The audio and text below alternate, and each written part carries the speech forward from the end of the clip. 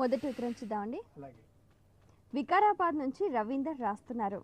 శ్రీచక్రం, సాలగ్రామం, శివలింగం వీటిలో ఏది గొప్ప తెలియచేయగలరు అంటూ రాస్తున్నారు.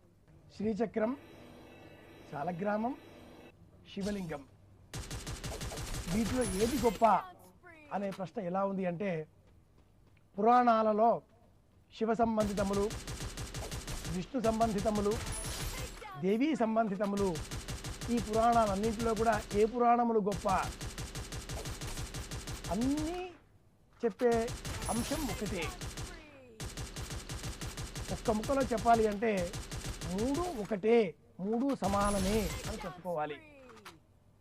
శ్రీచక్రం శివయోర్వపుః అంటూ ధర్మం చెబుతుంది.